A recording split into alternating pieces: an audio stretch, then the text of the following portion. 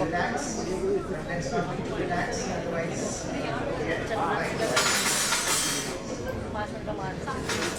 so with that spirit, this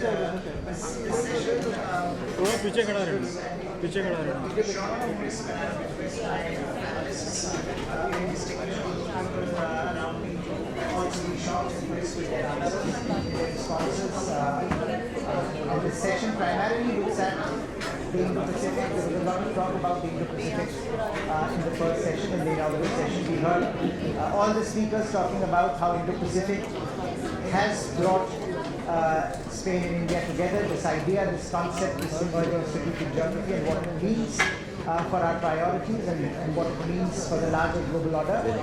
We heard from different speakers in the inaugural session, and now we want to take the conversation forward in terms of some specifics as to why this nomenclature matters, why this strategic geography matters, and what Spain and India together can do with regard to this specific geography. And I have a very distinguished set of people around me to talk about that. I'll let you figure out who they are. And on behalf of the panel, thanks to the organizers. I was told that we will not be thanking anyone. Not all the panel, everyone would be involved in giving formal thanks. So we jump straight to Elena Gómez Castro, who is Special Ambassador for the Indo-Pacific, Spanish government. I think it would be very useful, Elena, to hear from you Spain's vision for the Indo-Pacific. How does Spain think about this geography? I think countries and nations are still struggling, grappling with exactly what it means. How do you conceptualize it? But what specifically it means for Spanish foreign policy. So over to you. Thank you very much, Vice President, for having us today here and for organizing all this. I would say first the greater context on which we are all operating, which is marked by three dynamics, so political, from rules to power, that was mentioned by the President. The second, on economy, from efficiency to resilience or security, which is paramount. And the third one, our societies, from progress to uncertainty and to frustration. And those are the three dynamics we have to work with. Europe and Asia, in the second place, are no longer separate strategic theatres.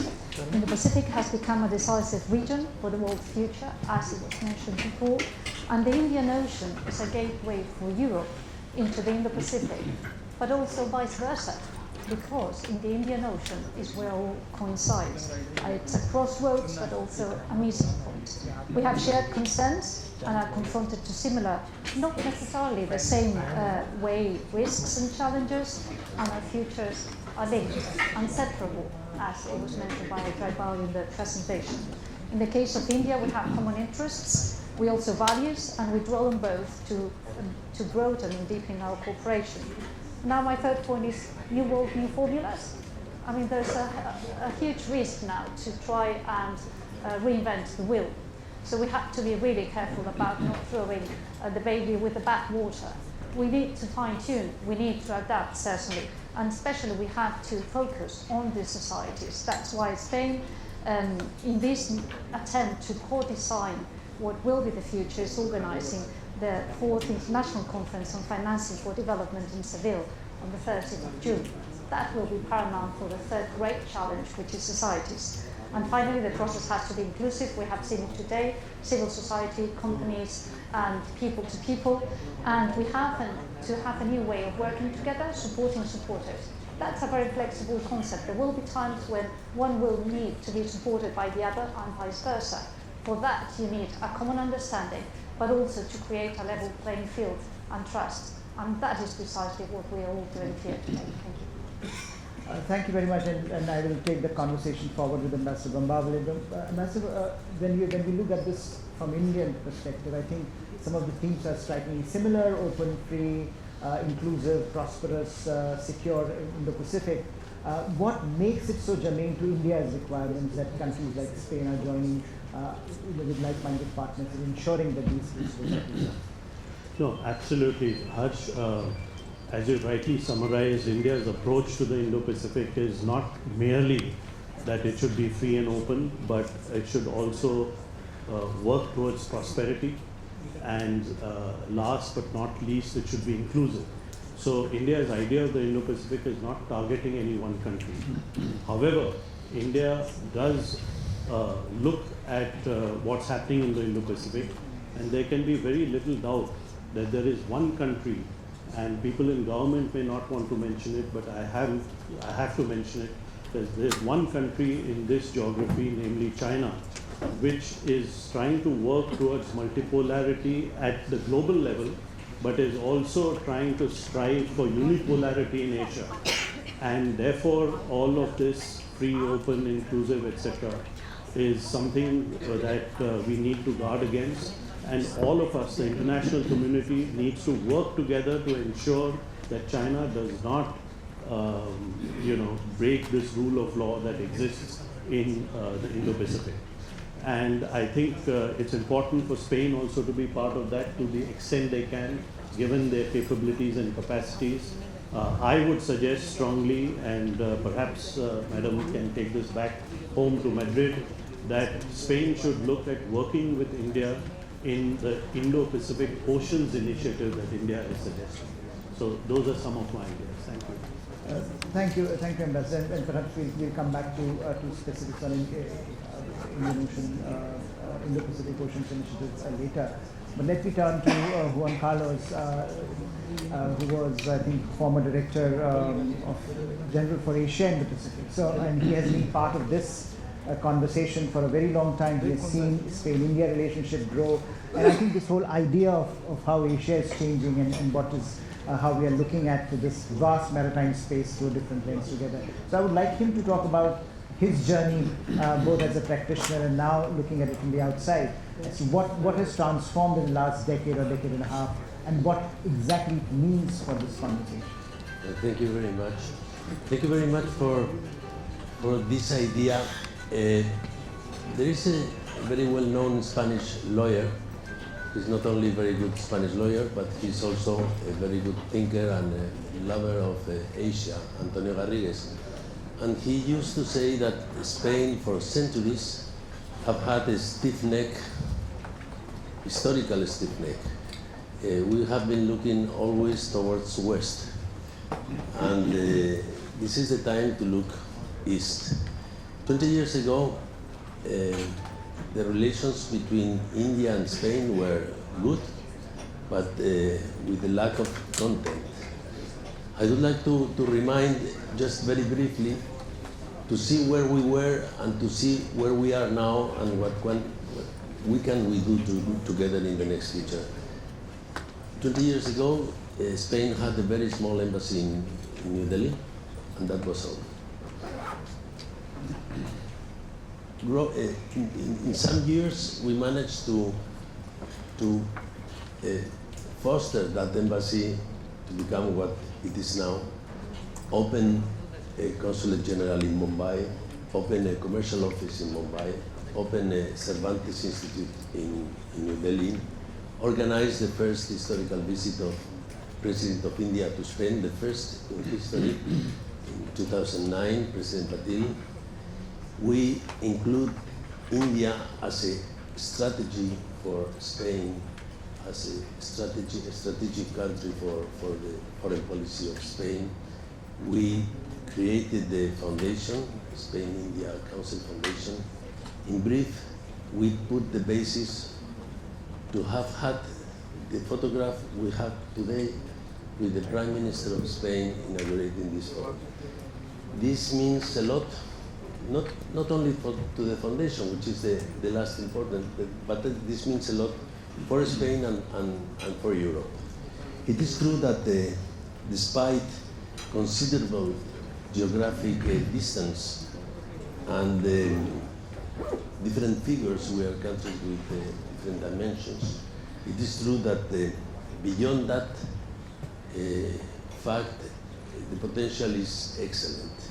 We are regional influential powers, each of us in our respective regions. And the potential for doing things and for doing things together, as it has been stated this morning, is enormous, and we are ready to do it. Thank you, Juan. Shivali, you have been a long time observer of India-Europe relationship. And I think this is India-Spain relationship is also nested in that wider India-Europe relationship, and that has been very transformative in the last few years. How do you, when you look at where Juan laid out the arc of this relationship changing over the last decade, 2 decades, how do you look at that transformation, both from a bilateral perspective, but also from a broader India-Europe perspective? Because a lot of the conversations that we are having with Spain are also nested in that larger India-Europe context. I think I would like to start, since we're talking about the Indo-Pacific, I would like to bring into the conversation the EU's Indo-Pacific strategy. That is a very robust one, and in fact, I think India and the EU are working together. We have our own saga that Prime Minister Modi has very well laid out. And I think picking up from what Ambassador Bombawale said about it being inclusive, and I think the Prime Minister has laid a lot of emphasis on that, the Indian Prime Minister. So I see a lot of synergies between SAGA as well as the EU Indo-Pacific strategy. Now within the larger EU Indo-Pacific strategy, of course there are a few countries like France and Germany and the Netherlands, but I think Spain is very quickly catching up with that. The fact that Madam is here and the ambassador to or for the Indo-Pacific is a telling sign. That said, they also have the FCAS, the Future Aircraft Combat System, and France, Germany, and Spain, in fact, are part of that trilateral. They carried out joint exercises in the Indo-Pacific, particularly in the Indian Ocean, if I'm not mistaken, madam. And that itself is a telling sign that Spain is very quickly catching up with that lag and playing a very active role within the larger European Indo-Pacific strategy.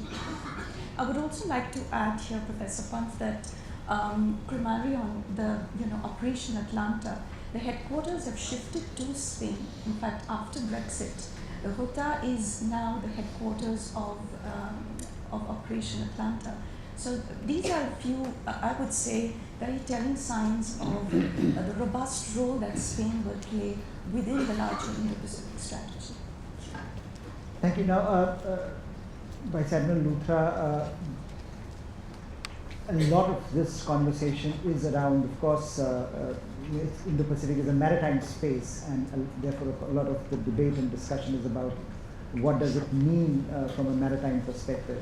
But also what it means from a larger security perspective. So if you can elaborate some of the choices that I think like-minded partners can make in this with India, and what are the challenges there which we should be cognizant of? First, let me say that the entire concept of Indo-Pacific, when it started in 2016, around thereabouts, it was initially mainly maritime and on freedom of navigation and things like that. But gradually, the agenda in the Indo-Pacific construct has become multidimensional and much broad-based now. And that is reflected, as was mentioned, in the EU's Indo-Pacific strategy. I think of all the Indo-Pacific strategies that are out there, it is the most comprehensive Indo-Pacific strategy with an action agenda which is reviewed regularly. So from that point of view, and Spain is a strong supporter of the action agenda, also the EU-India roadmap which has been worked out and which has specific issues related to maritime security. Now, security as a whole in the Indo-Pacific, as we all know, it's a very turbulent period that we are watching with conflicts and with all types of challenges, whether it is traditional and the divide between traditional and non-traditional threats to security has blurred, it's all got merged. There is a broader, much broader view of security, both by Spain and by India. And Spain has, of course, now recently published its national strategy for maritime security in 2024, which includes the Indian Ocean in its areas of interest. But what we are witnessing in the Indo-Pacific is at one level there is deterrence and de-risking that is going on. At the other level there are partnerships and engagement going on. This is the reality in the Indian Ocean, and specifically as far as India is concerned, mention was made of Sagar mentioned was made of IPOI. But if you look at the entire approach, which is also to a large extent demonstrated by India's participation in the Quad, that India's overall approach to security, or the overall approach to the Indo-Pacific region, could be termed as, I would term it as development-linked cooperative security. It's development-linked cooperative security, as India's always been opposed to collective alliances, etc. So it's, and therefore, and IPOI also, maritime security is the first pillar of IPOI. There are 6 other pillars which deal with the resources, with ecology, with development, with maritime transport, with different.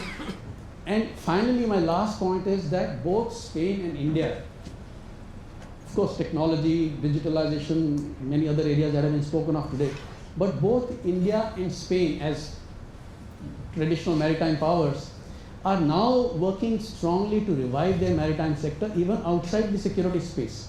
India has a Maritime India Vision 2030, Maritime India Amrit Kal Vision 2047, where whether it is ports, terminals, logistics, coastal communities, fisheries, shipbuilding, ship recycling, all areas related to shipbuilding and the shipping sector. In India, in the next 5 years, I can say that we will see a major boost in this sector, which is on the horizon, and so is Spain looking at this sector, including using climate-friendly technologies in the shipping sector along with the sector. So I think both in the maritime domain and in the security domain, where we are, Spain and India started exercising together only recently. The navies have started exercising, including in the Gulf of Guinea. We've had exercises, of course, in the Western Indian Ocean, which is an important area.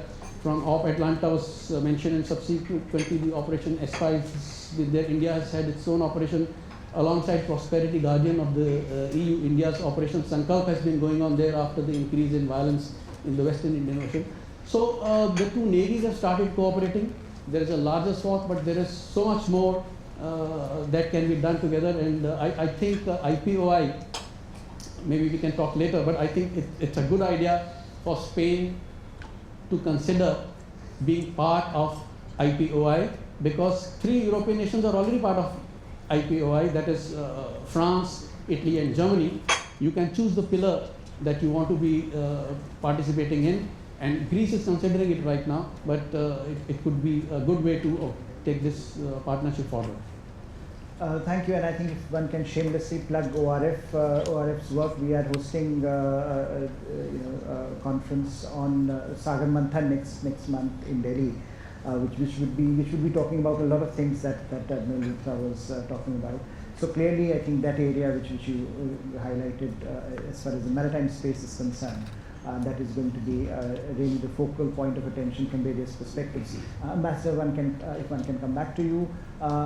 If you can highlight, I think, the India-Spain partnership bit on this, now that you have had time in this position and you have had a look as to how rapidly that the dynamic is changing.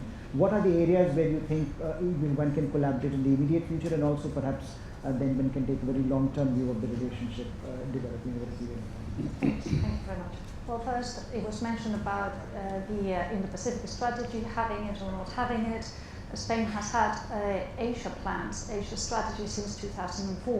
So if we decided not to do another one when we had the European Union one, it was because we saw that everything we wanted to see in that strategy was in that strategy, and we worked very hard. So perhaps I can talk about words and deeds, because they're both equally important, what we say and what we do. And when we look at the Indo-Pacific strategy of the European Union, the 2021, there's no confusion about what this is all about. First, it's a title, cooperation. And then when you see what's said, the key words, engagement, partnerships, rules-based order. The aim is to lay the foundations for a long-term prosperity and a mutually beneficial relationship. I think the basis is very, very clear, and the aims too. And how has it worked? So that gets us to the deeds. Let me just focus perhaps on 3 things. The first is the main instrument has been the Global Gateway.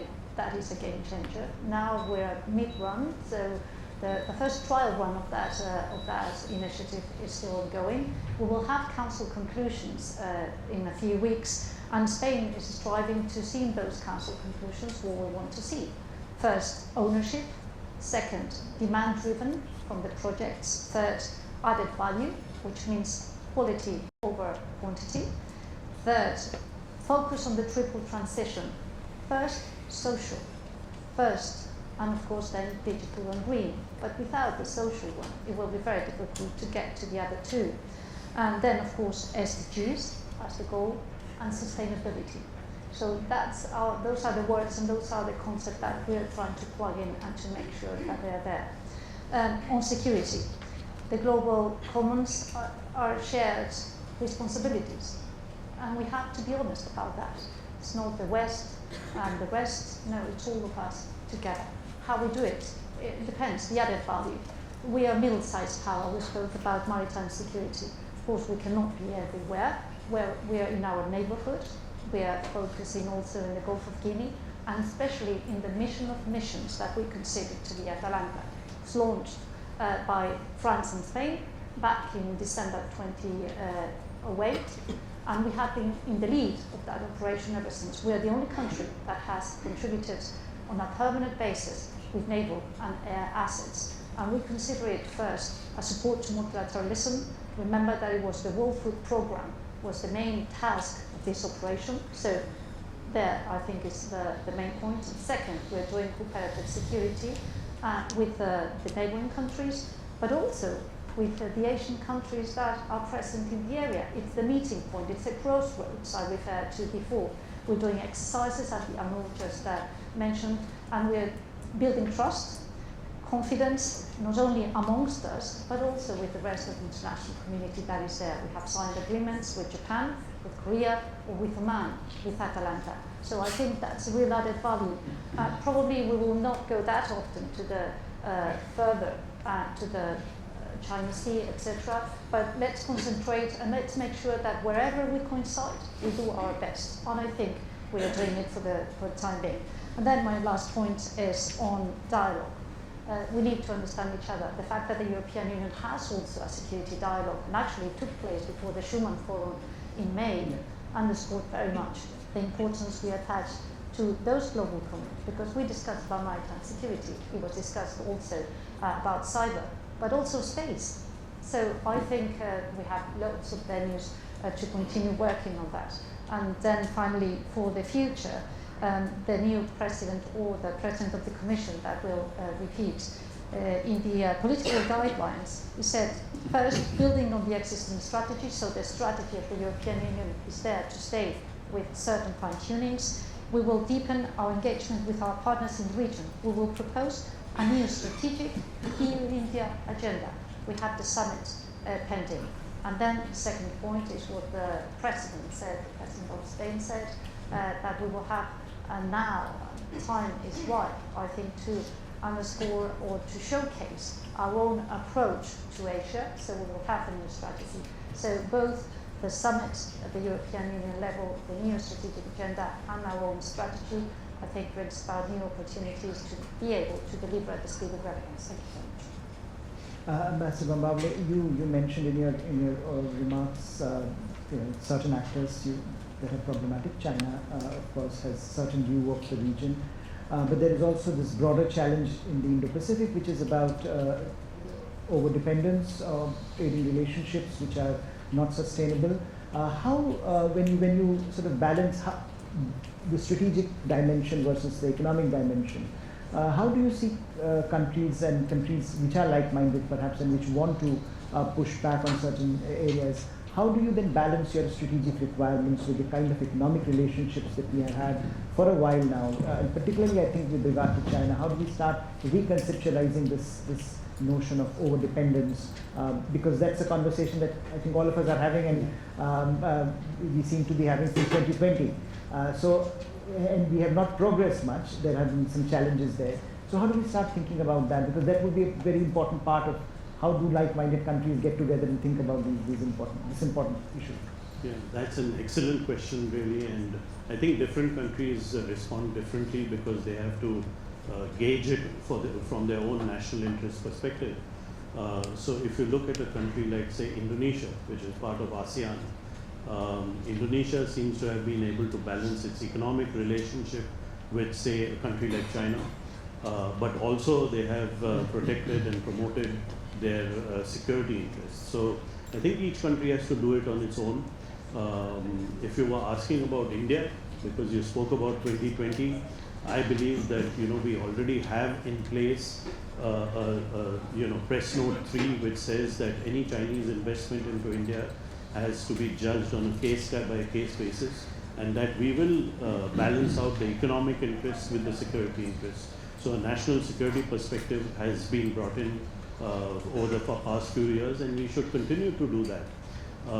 In fact, I have suggested and written that if we don't have the government organizations which are required for this in place, then we need to put them in place now, because this is something which is going to be important for all countries in the region, in the Indo-Pacific as we go forward, and particularly for India, where we have a strong security interest as well as an economic interest.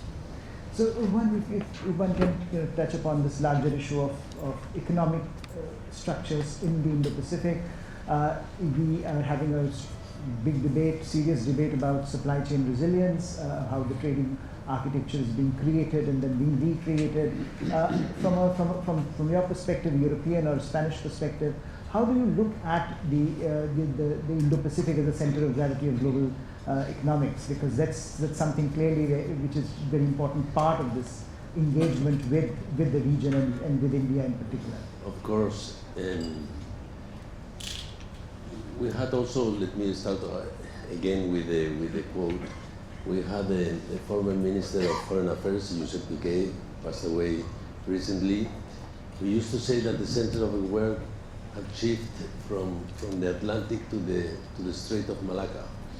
He used to say that the Strait of Malacca was now exactly the center of the economic and the political world. Of course, Indian Ocean carries the world the name of India, and India is paramount to the Indo-Pacific Indo-Pacific strategy. In recent years, it is true that the risk matrices for business have shifted and has significant changes. First order threats for security and stability were not even among for the company's top priorities in the very recent years. Geopolitical risks are one of the most challenging threats that the companies will suffer today, because they are unpredictable and they are widespread. For instance, the Ukraine war or the Gaza war, which are conflicts away from the Indo-Pacific region, have a direct impact in stability, in supply chains, in energy, in the region and outside the region. The profoundest aspects of all these risks have immediate consequences on our businesses, and therefore we have to redraft our own strategies to face these challenges. We have passed a time where just in time is not enough. Now we have to think in just in case. And just in case means to advance our strategies towards prevention of the consequences of these risks. Disruptions in global trade are obvious. The Admiral have enumerated some of them. I would like to focus just with enumeration on the maritime transportation, of course, but also on the world trade, on energy, security, and on reliability. So Shivali, we have talked about China's and the economic relationship with China. We have talked about how geopolitical aspects are becoming so critical variables in our economic thinking. But here, if you think of the India-EU FTA, for example, it has been stuck for a long time. There is some degree of optimism about it, that it may just happen given that the geopolitical heft is now is there, and the argument is being made that this is important not only for economic reasons but also for larger reasons, which are self-evident. First of all, do you see that happening, and do you really see this geopolitical argument becoming a driver for the changing economic relationship here? I think so, because I think it's evident that we've had a spate of visits to India. The Spanish Prime Minister was here signing so many deals. Then we had the German Chancellor's visit, and of course the summit just might happen. I truly believe that India has a very, very significant role to play, and therefore the FTA between India and EU could just become a reality very soon. I think it's very crucial, India's role in all of this, and when you talk about the shift, the focus, India therefore plays a very important role. I think it's one of the stable areas in the globe today, with a vibrant economy and a very, very good talent pool, particularly our young people. The demographic dividend is, I think, our strength as well as our talent pool. Just before we started the session, I was having this conversation with our Spanish, one of your colleagues, and what she had to say was the Spanish are looking for Indian talent. So I think going forward it's going to be a win-win situation for both sides, both bilaterally, that is at the national level, but also the EU as a bloc. And therefore, to answer your question, Professor, I think that the FTA could just become a reality. That's very optimistic, yes, but certainly I think if there was ever a moment, I think it is this, to make that argument. And Luther, just when you look at the maritime space, and you covered a lot of the issues, where are 3 or 4 things that what are 3 or 4 things where you see potential, particularly with countries like Spain, when it comes to the maritime domain? Because there are a lot of things, but you don't want to do a lot of things, you want to prioritize. So where would you prioritize?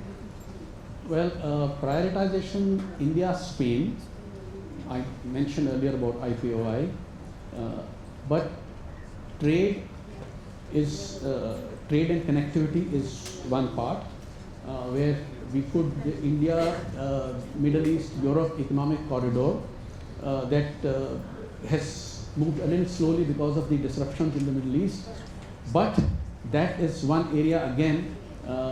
We are working with Greece, Italy, etc., but Spain, given its location, ascribed trade routes, and India's location, ascribed trade routes. So I think trade is one area. Since you talked about trade, let me also mention was made about both Spain and India, huge dependence, maritime trade. India particularly, you see 95% of our trade by volume and 70% by value is by the sea. 26% of our GDP is from the maritime trade sector, and both India and Spain are energy dependent, including hydrocarbons. And India's dependence on the seas, why that is not the import dependence, I'm talking about dependence on the seas, including our own exploration and production.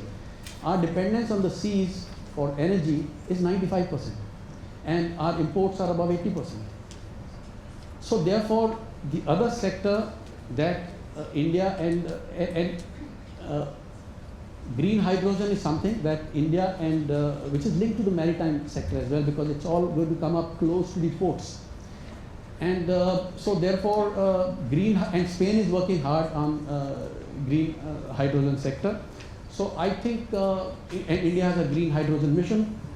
This is one area I think that should be taken up. Green hydrogen is one.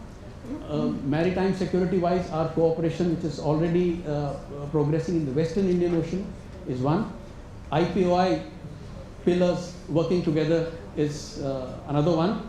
And in the larger shipbuilding arena, because Spain has expertise in shipbuilding, in submarine building and commercial shipbuilding. India is building up that capacity. Mind you, globally today, 56 or 57% of the shipbuilding capacity is with China, 30% is with South Korea, and 6 to 7% is with Japan. So between these three countries, the shipbuilding capacity is about 95 to 96%. Rest 3 to 4% of shipbuilding capacity is divided around the world. And this is shipbuilding capacity by tonnage. India is less than 1%, so is Europe. So Europe is now recognizing this, that they've lost this capacity and is trying to rebuild, and this is one area. Shipbuilding is another area that we could work on. And my final point is on, since you talked about economic balancing and security and economic balancing in the first part, and that's a debate going on in India, and so also in, because Spain's dependence on China vis-a-vis other European countries is different. In fact, in some ways it is lesser. And while Spain also pursues the European model of, partner, competitor, rival, these three, as the EU puts it. So, but it's a very simple way of putting it: partner, competitor, rival. It all depends upon how much emphasis you put in each of these sectors. What is more important for you, partner, competitor, or rival? And how much? And India's case is very different from Spain's case as far as this is concerned. This issue is concerned, and Ambassador Bambawale made a sort of reference to this. In our case, it's a different story. But opening up, yes, when the value chains are moving from supply chain efficiency to supply chain security, in this, or supply chain management, and therefore driving the economic value as far as relationship with China is concerned, I think again many opportunities that we can work together. I think it's been, and I would like to close here because we have to move to the second session. But it has been a remarkable conversation just to hear things about Spain-India relationship that one would not be talking about a decade back. So I think the remarkable transformation in the relationship, the remarkable changes around the world, and I think the changes both within India and in Spain are a testament to the fact that we are in a territory where a lot of these opportunities can be converted into something on the ground. So with that, I would like to thank my panelists, and please join me in giving them a round of applause. Thank you. Thank you very much. Thank you. Thank you. Thank you. Thank you.